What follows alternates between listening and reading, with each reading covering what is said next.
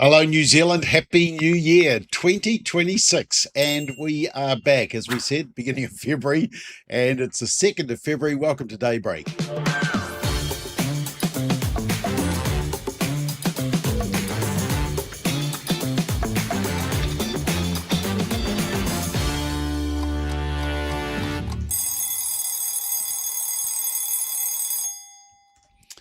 Yes, good morning to you. And what is it, 2nd of February?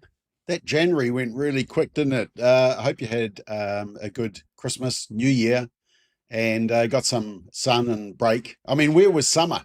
I don't know where it went, but anyway, hopefully you got some rest and recreation, or maybe you're one of the smart ones and you save up your holiday for February when everybody else has gone back to school and back to work, and yeah, you can just go away on holiday and it's not as busy, which is pretty good idea. I have got a stack of stuff to cover. So we might go slightly longer this morning. Apologies for that. But let me just tell you a couple of things. Firstly, we're very excited because this is Family First's 20th year. So we'll actually be celebrating our 20th birthday on April the 1st. Yeah, don't laugh. April the 1st. That's when I started Family First, April Fool's Day. But for 20 years, we've been promoting strong families, strong marriages, which lead to a strong nation. And we will continue to do that. So that is very exciting. Look, just a couple of stories that I saw over the new year, over January. And golly, you're all back. I can tell everybody's commenting. Lots of people watching on all our platforms. We are on. I will see your comments come through on YouTube and Family First Facebook. But I'm also on my personal Facebook. I think we're on Simon O'Connor's Facebook. We're on LinkedIn. We're on Instagram. We're on Substack. We're on X, on Family First and my account. So there we are. We are all over the place. You can't avoid us. Favorite baby names for last year? Anybody know what those were? For the 3rd year running, the most popular name for boys was Noah. And for girls, it was Isla. Isla, Isla, but it's pronounced Isla. So I thought that was interesting. Apparently, you don't call a complainer a Karen anymore. According to Gen Z, they have officially declared that you don't call someone a Karen. They're now called a Jessica, which, I mean, it's nice for Karens because I always felt sorry for Karens, but I don't think it's nice for Jessica. Here we go. The first, the roadside drug tests and all the drug supporters are very upset because now they're being tested for whether they're stoned or high or affected by drugs while they're driving. And they're complaining that it's not effective. This is on December the 19th, so just before Christmas, the first positive roadside drug test was a dad driving on meth with a child in the car. Sounds like a really good law, doesn't it? NZME, which is the media company which owns News Talk ZB, the New Zealand Herald, Coast, a lot of those stations, Classic Hits, they've apologised because their regional newspapers published a Kiwi children's book recommending a whole lot of titles. The problem was that the books didn't exist. The titles didn't exist. I mean, that's what you call fake news, isn't it? That's when you know you don't trust the media. And they think the titles may have been AI generated. Okay, so now look, have published something this morning just to kick off the year. And it is this. It's an open letter to political parties. Actually, I was going to do something else, which I will do in just a minute. And because the reason I checked this is because Koluku, you've said that the link on Family First doesn't work. I just went to it and it works, Koluku, so not quite sure what you're doing there. But anyway, I have published a open letter to the Christian political parties. And it's basically, I've done an analysis of the vote for Christian parties, which you can see there from the dizzying heights of 8% when Peter Dunn, remember, he turned the worm in 2002. Us boomers will remember that. The younger ones probably won't remember that. but it's just been a downward decline since then. And as you can see out the right there, the last 3 years, we've been struggling around the 1% mark. And so I've done a McBlog this morning and basically said, unless we change the strategy and unite and synergize, bring all the parties together, unless they put aside their differences and their quests to be the leader of the party, they're going to not have any different result. And we're going to be back to this, and I'm going to be adding 2026 to the graph, and I'll be blogging on this in 2029. Anyway, it is an open letter, and it is available on our website, Family First, and on my site, bobmccoskrie.com. You'll see it around socials as well. You may have just received our newsletter on that. Now, one thing I was going to do, just on a regular basis, because I know you're tuning in here because you want to get your news source and hear the real news and what's going on and get us to interpret stuff, is I just thought each morning I'd just quickly tell you what the major news outlets are talking about. New Zealand Herald are talking about a couple that have to move to Australia to get a miracle drug. So, yeah, talking about that. And of course, there's a lot of commentary around Waitangi Day coming up on Friday. Stuff are talking about back to school costs. And basically, yeah, I remember those days when the kids were young, uniforms, school fees, sometimes school fees, school donations. Remember, school donations qualify for the donation rebate. You get a third back. Make sure you claim it. A lot of parents don't do that. But I remember it was a time when kids had to have the laptops and the technology as well, which I think is even worse now. So it was a really expensive time. The Post in Wellington is talking about schools, 58 schools looking for support to feed and clothe their students. Now, I don't know about you, but I thought maybe work with the parents, work with the families, do budgeting.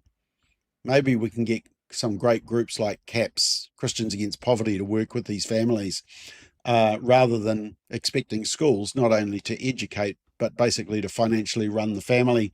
Radio New Zealand, doctors fear overdiagnosis of ADHD because apparently now it's easier to get medication for ADHD because it removes that layer of, I think, a psychologist. And yeah, I spent a lot of time looking at ADHD, at the whole issue when I was working as a youth worker, and felt that it needed to be, there's too many people thinking they know that they can figure it out, diagnose it, and it needs to be done professionally to make sure that it's done. So this releasing up of medication may remove the need to properly diagnose what the problem is with the child, and whether you've just got maybe a naughty child with no boundaries, maybe. One News is talking about Iran, yeah, they've warned that a US attack would spark a regional war. I don't know what Iran's going to use because remember Trump went in and bombed most of their nuclear capability, so that's an interesting one. News Talk ZB, Simeon Brown, the Minister of Health, prescription changes are going to free up GP practices. In Christchurch, they're talking about the airport. Yeah, so anyway, that's what the papers are saying. There is, speaking of Christian parties, and remember I said that the heyday was back in 2002, that big purple tower there on the far left, and that was far left. That was Peter Dunn. Remember when Peter Dunn turned the worm in that television debate, and everybody voted for him because he was common sense? But you'll notice on that graph that purple line of United Future just gets smaller and smaller each election because Peter Dunn basically lost his way. Now he's writing for Newsroom, and today he's published a piece, and it's about the UN missing in action, standing up to populists. They always use the term populists as an insult, but populist is actually somebody who is popular amongst the people. So, if you're voted in democratically, apparently you might be a populist. And if you can talk, and you know who it's going to talk about, It's going to talk about Trump, and the UN isn't standing up to Trump. And the beauty of what Newsroom and Peter Dunn have done here is that they've been able to include a picture of Hitler. And if you can talk about Trump and Nazis in the same thing and show an image as well, that is a slam dunk for the media. And so Peter Dunn goes on about the international order has changed everything, lumps together Putin, Trump, and Xi Jinping from China, doesn't mention Iran for some reason, or North Korea, and talks about the Greenland issue. The European states have capitulated to Trump's broad demands. I actually think Trump is just the ultimate negotiator. As it was with Ukraine, he has got the European nations actually pulling some weight, which they weren't doing. And with Greenland, he's actually got the European nations pulling their weight. So I actually think there's some clever dealing going on here. Significantly missing in action through all Trump's and Putin's bullying threats has been the United Nations. And apparently the United Nations is going broke. Wow, that can't happen soon enough, can it? I mean, it might go broke just before Jacinda Ardern becomes the Secretary General. And yes, there is talk about the possibility of that. That'll really make your day. And then in the final serve, says, in this new ultra-populist environment typified by Trump and his acolytes, such as Nigel Farage in Britain, moderation and reason in politics have ceased to be virtues. Yes, apparently if you're a popular politician, oh, by the way, Pauline Hanson in Australia, her polling is going through the roof, mid-20s in the latest poll, well ahead of National Liberals, which is kind of like our National Party.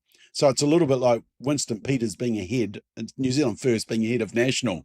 That's what's happening in Australia with Pauline Hanson. But according to Peter Dunn, let's link it to Hitler, populism, Nazism.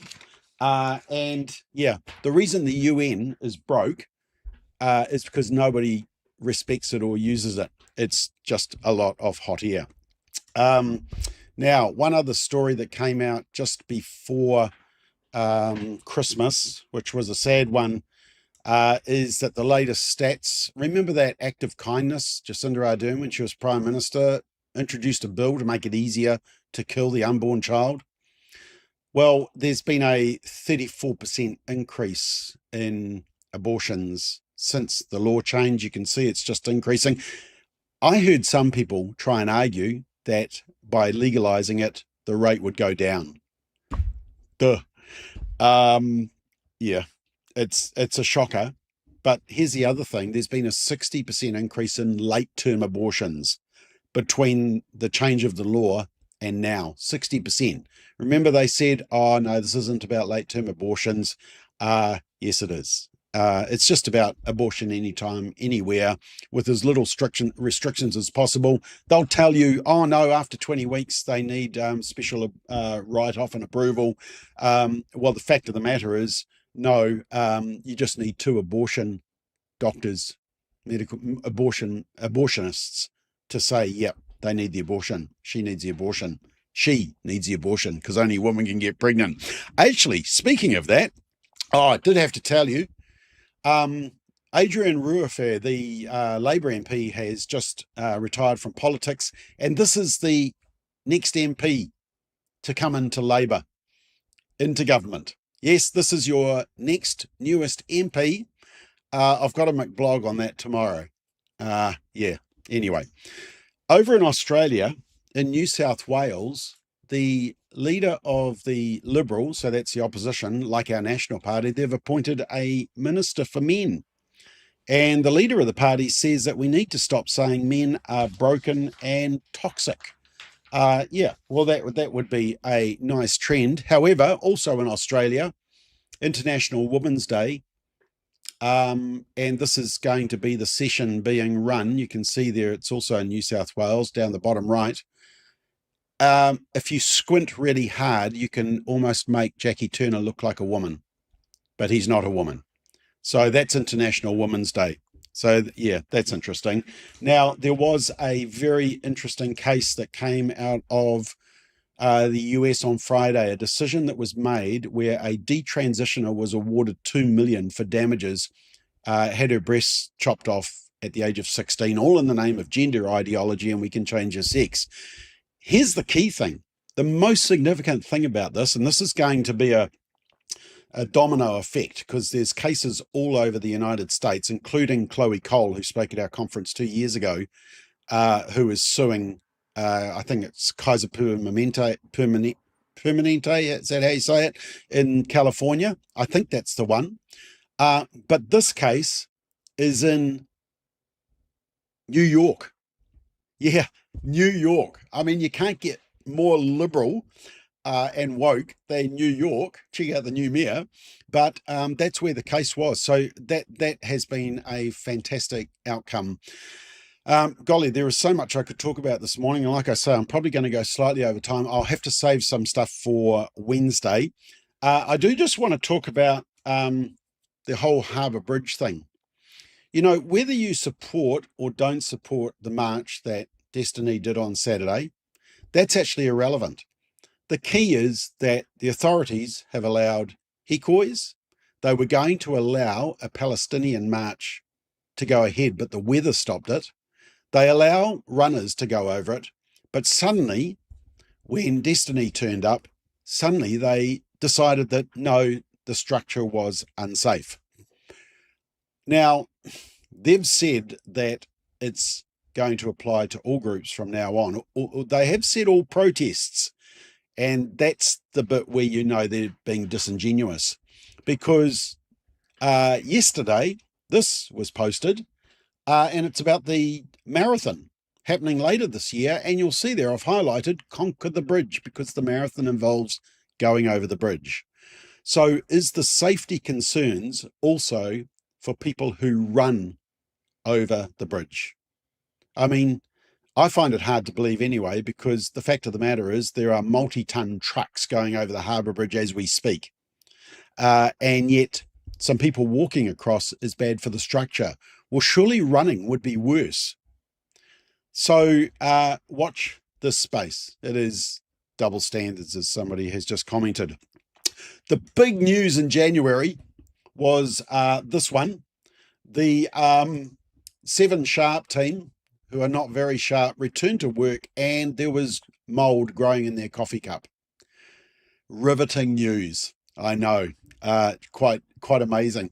The other shocking news was that the coach of the All Blacks was sacked. And I actually met him in Mount Maunganui a couple of months ago, had my photo taken with him.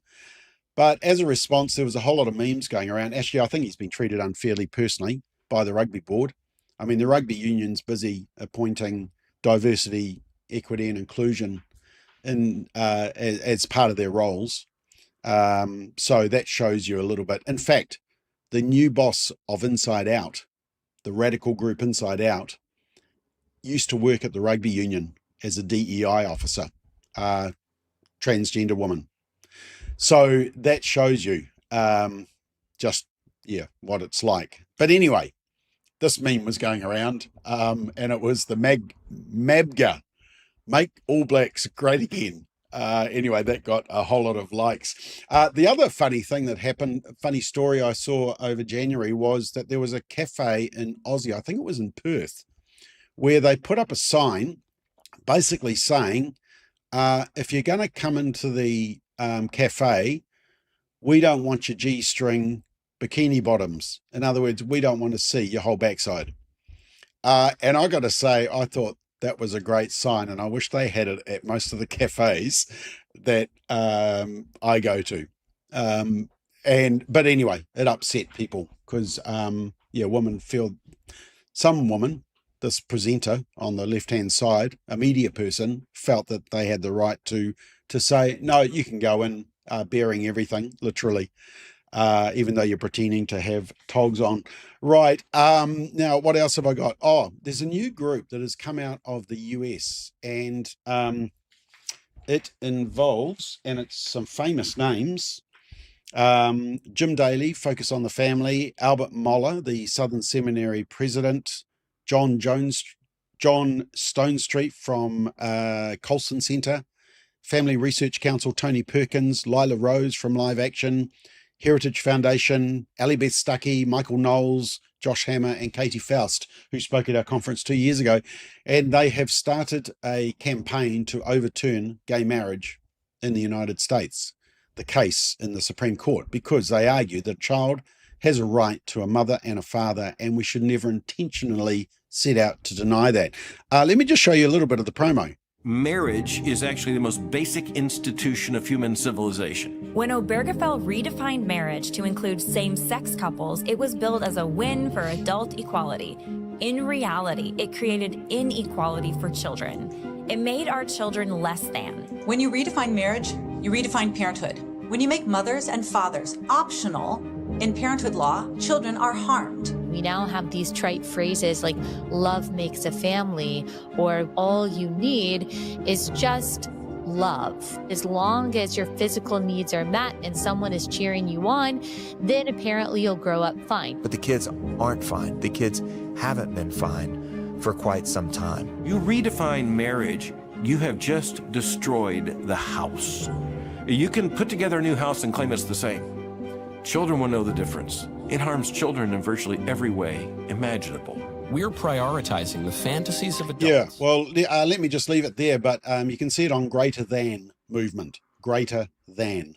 Yeah, very good campaign. Well worth watching. Speaking of that, in the Sunday Star Times yesterday, it's Pride Month. Yes, a whole month, because nobody knew that LGBTQ QWERTY plus divided by sign exists. And so they need a whole month to remind us. And in the article, it says, with rife myths and disinformation, gaps in gender-affirming healthcare services, in other words, they can't chop off healthy body parts and chemicalize kids, the puberty blockers ban, and moves to exclude trans people from sport. No, we're not excluding trans people from sport. They can play. They just have to play in their biological sex division. It's very simple.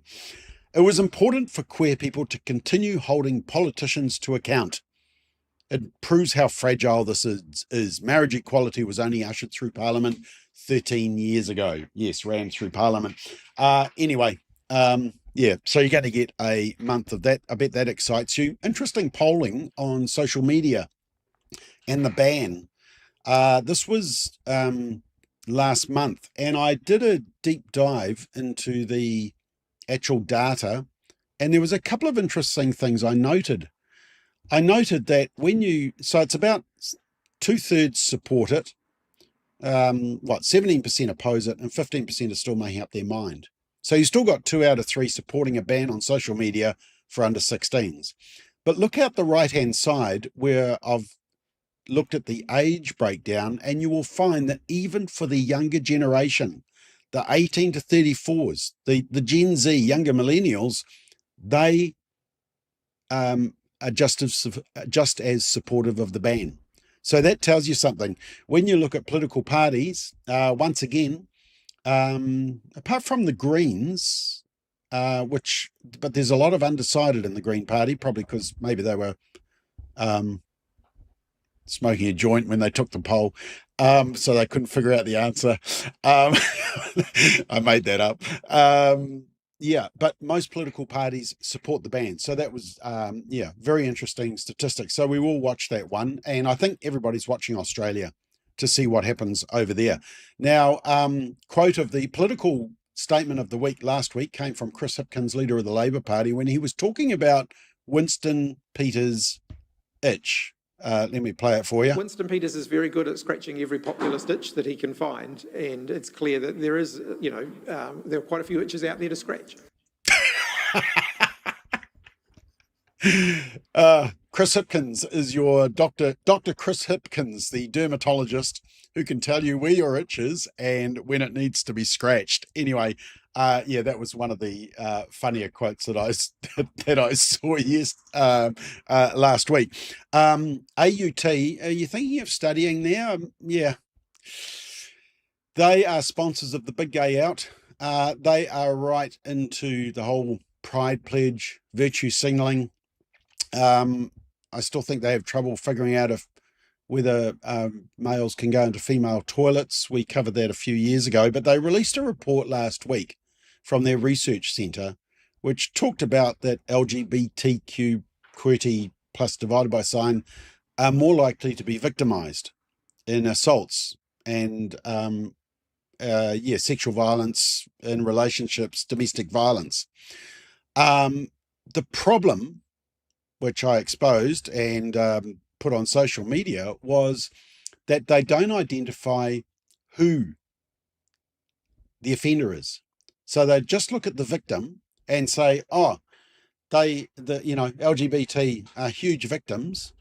And the implication is that it's cis, white, probably far right men who are doing this all. They don't actually sort of say that, but it's implied because they don't say who's actually doing the offending. However, I went and looked at some of the international research and found that actually there is a huge amount of violence in LGBTQ relationships. And this is woman on woman. 1 in 3 lesbian women said that they had been violence from their same-sex partner, violence with same-sex men as well. So, they talk about, LGBT, we need to protect them. Maybe we need to protect them from themselves.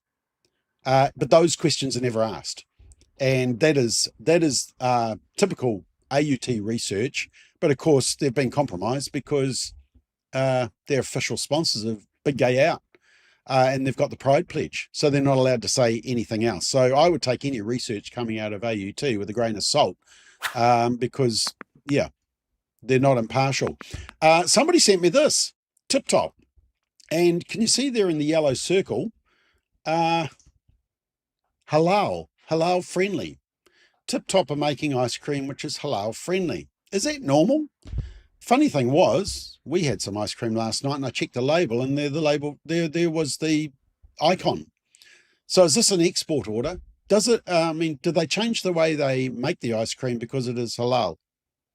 And I just wondered if they could make a, Christian friendly version of ice cream.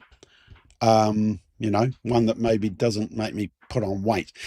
Now, anyway, you all know what this shows. The Last Supper. Shortland Street is returning, unfortunately. And this was the image they used. What do you reckon? Do you reckon TVNZ are mocking Christianity? I mean, they wouldn't, would they? They wouldn't mock Christianity? Yeah, okay. Anyway. Now, I did want to show you this.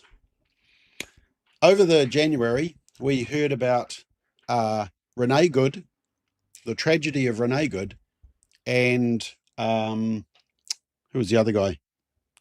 Alex Pretty. 2 protesters who were in the wrong place and tragically lost their lives. We heard about them. Okay, you've heard of Renee Good and Alex Pretty. Do you know who these 3 are? In the middle is Laken Riley, 22-year-old who was murdered while jogging by an undocumented immigrant from Venezuela. On the left is Rachel Morin, and she was killed while hiking by an illegal immigrant from El Salvador, who also killed another woman in his own country and was linked to a home invasion in Los Angeles. And on the right is Jocelyn Nungare. She is a 12-year-old who was sexually assaulted and killed in Texas by 2 illegal immigrants from Venezuela. Have you heard the names Jocelyn Nungare, Rachel Morin, and Laken Riley? You might have heard the Laken Riley one because there was a bill actually passed named after her. But here's the interesting thing. Here's my point. There's also Kyla Hamilton. She was a 20-year-old who was murdered by an illegal alien from El Salvador. So you haven't heard that name either. I looked up the New Zealand Herald, One News and Radio New Zealand to see how many times they had quoted these 3 women and how many times they had quoted Renee Good and Alex Pretty.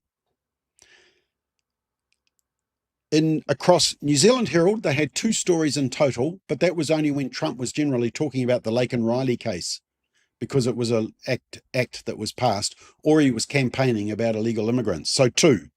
One News had 1, which was an opinion piece about the Lake and Riley Act, and Radio New Zealand mentioned it once, but it was in an attack on Trump. So we got 4 in total, right? How many times did New Zealand Herald report Alex Pretty? I counted 13, and I'm probably not counting as many as they actually did. Renee Good, 10. So there's 23 mentions. One News, they had 8 direct stories about Alex Pretty, 6 about Renee Good. Radio New Zealand, 16 about Renee Good, 9 about Alex Pretty. So in other words, they had 4 stories about these 3 girls, or that mentioned these 3 girls in any way, generally disparaging Trump in the process. And they've had 23, 29, 35, 46, 56, 60 stories. 60 stories about Alex Pretty and Renee Good. My point, you aren't, because you're the smart ones, but people are being played by the media to push certain narratives. We've all heard of Alex Pretty and Renee Good, but we haven't heard about these victims of illegal immigration. And I think, that is part of the problem. The media are just, treating us. I mean, let me just show you this clip. So this is, we are well out of time. Okay, I've got a whole lot of other stories that I'm going to have to cover on Wednesday. Can we hang in 5 minutes? Give me 5 minutes. Everybody's still there. Let me just give 5 minutes. So look, I might come back to that story on Wednesday, because I did have something else to show you. Just a couple of other stories that I did want to show you. Over January, there was a groundbreaking research that showed the majority of drug users have no negative effects. Who did they survey? Did they survey medical professionals and alcohol and drug counselors and family members of drug users? No, they did an online survey of drug users from around the world. This is Massey University. Oh, and I filled it in also. Yes, I did the survey because I just wanted to show how weak these surveys are and how they're open to abuse. And apparently drug users say that drugs don't affect them. Okay, and I have a bridge to sell you. The good news was that road deaths fell for the 3rd straight year, which is very good news, isn't it? But it sort of goes against what we were told, because the Greens were telling us that the risks far outweigh the rewards, and speed limit increases.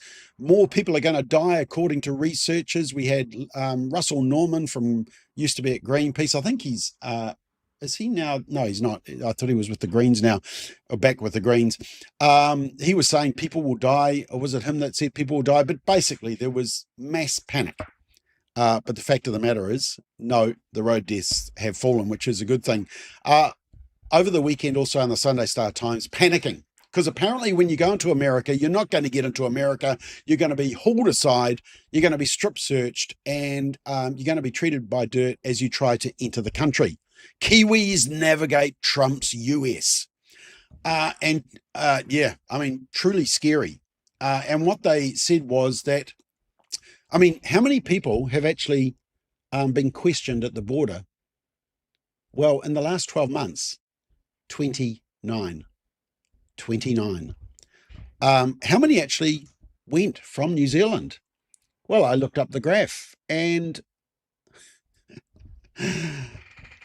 it's 168,000 New Zealanders went through the border, but we have a hysterical anti-Trump America's article because 29 got pulled aside. Maybe they didn't fill in the ESTA properly, the ESTA form, the immigration form. Maybe they've got a criminal record. Yeah, let's not use logic. But here's the even funnier thing. I went and had a look at New Zealand statistics of how many people do we stop at the border. This is going to rock you. Almost 3,000, this is according to Immigration New Zealand. In the last 12 months, almost 3,000 passengers were offloaded from flights inbound to New Zealand. And 462 passengers were turned around at the New Zealand airport. Don't you worry about Trump's US. You need to worry about Luxon's New Zealand. I mean, yeah, the American dream to dilemma. It's the New Zealand dream to dilemma. Anyway, yeah, that's some of the idiotic stuff that we have been seeing in the media. All right, let me just finish. I have to cover this other stuff.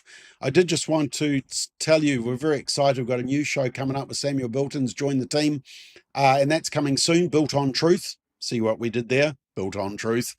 And the other thing is we've got an exciting panel show coming up. This is not in place of Straight Talk. This is as well as, but as you can see, it's people that are probably half my age. So you can probably guess the audience that we're keen to talk to. A new show, Counterculture. So that is coming up and it's starting middle of February. We will let you know. Right, I am well out of time. What is the time? It's 8:06. Sorry about that. First one back. Have you guys hung in there? You have. That's amazing. And lots of comments. Sorry, I won't get to your comments this time. Maybe next time. But anyway, you have a great Monday and I will see you Wednesday. Simon O'Connor is back tomorrow morning, 7:30 as well. He's trying to keep up with me. Okay, the pressure is on. So make sure you watch 7:30. Okay, have a great day.